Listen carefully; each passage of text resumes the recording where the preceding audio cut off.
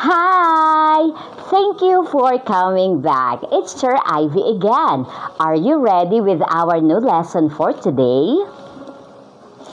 Good job! So since you're ready, stay with this video so I can teach you. Let's go!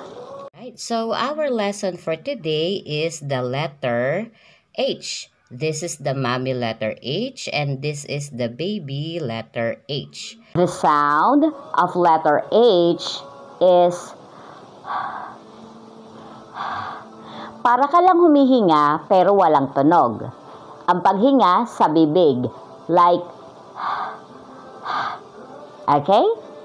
Right, so kung ang sound neto para kang humihinga, tapos ito, pag pinagsama mo, ang magiging sound or basa niyan ay ha. Ha. So, hihinga ka muna. Tapos, i-combine mo yung sound ni letter A.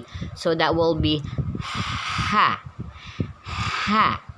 And what if, diba, may ganyan na tayo. Dagdagan niya ni Teacher Ivy neto sa dulo.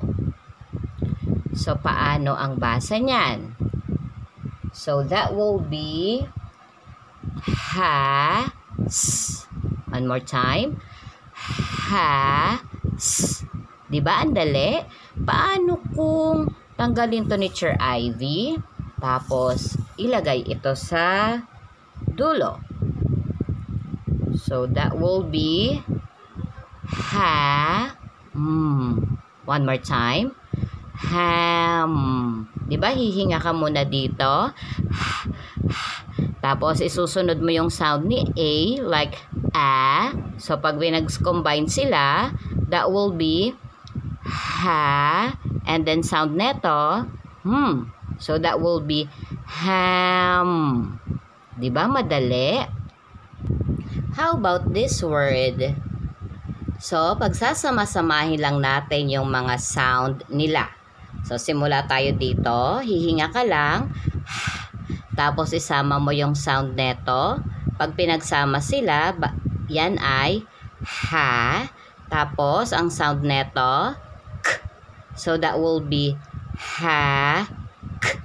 One more time. Ha, k. Diba? Madali. How about this word? Paano yan? Basta magsa-sound ka lang. Madali lang din. That will be ha. One more time. Ha. And what is the sound of this? And then the sound of this? So let's combine all the sounds together. So that will be harm. One more time. Harm. Diba? Madali. Alright, so reviewin natin lahat ng binasa natin kanina. Simula tayo dito. Ha. One more time. Ham. Ham. Alright, how about this word? That will be has. One more time. Has. This one, that will be hack. One more time. Hack. How about this word? Let's read it. That will be, teka lang. Ano ba sound neto ulit? Alright, perfect. So yeah, let's go ahead. Let's read it. Hat. One more time. Hat. And this word, that will be harm. One more time. Harm. Good job. Wow! You already know how to read. Let's clap our hands. So, until next video, okay? Bye for now. Right, so in our previous lesson, we already learned how to read with the letter H in English words. So ngayon naman, aralin natin bumasa ng mga may tunog na letter H in Tagalog. Okay? Right, so let's start with this word. So, paano nga uli pag pinagsama yung H at saka yung A? Ano uli ang tunog niyan? Yes, para ka lang humihinga. That will be ha. Isa pa nga. Ha. How about this two? Pag pinagsama, ano sound? Sa. Alright, perfect. So, pagsamahin natin lahat ng tunog, that will be ha, sa. One more time. Ha, sa. Perfect. How about this word? So, pag pinagsama ulit, that will be ha, ha, and then what is the sound of this? Ra. Right, one more time. Ha, ra. Very good. Alright, so how about this word?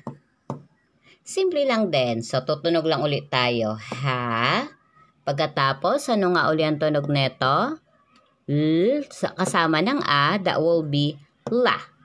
Alright, one more time. That will be ha, la. Good job. So, how about this? Same lang din. Basta magsasound ka lang lagi. Basta alam mo yung mga sound ng mga letter, alam mo yung basahin. O, let's start with this again. Ma. Perfect. Yes, ha. Ma, ha. Alright, how about this word? Ka, ha. One more time. Ka, ha. Alright, how about this? That will be, alright, move nature. Pa, and then ha. One more time. Pa, ha. Good job. So, yes, marunong ka nang bumasa. O, isa pa, basahin nating lahat. Ano basa dyan? Ay, ito muna. Ano basa dyan? Ha, sa. Good job. This one. Ha, ra. Very good. This one. Ha, la. Perfect. How about this word? Ma, and then ha. Very good. How about this word? Ka, tapos ha. Yes, that will be ka, ha. And this word, that will be pa, ha. Diba madali? Wow! You already know how to read. Let's clap our hands. So, until next video, okay? Bye for now.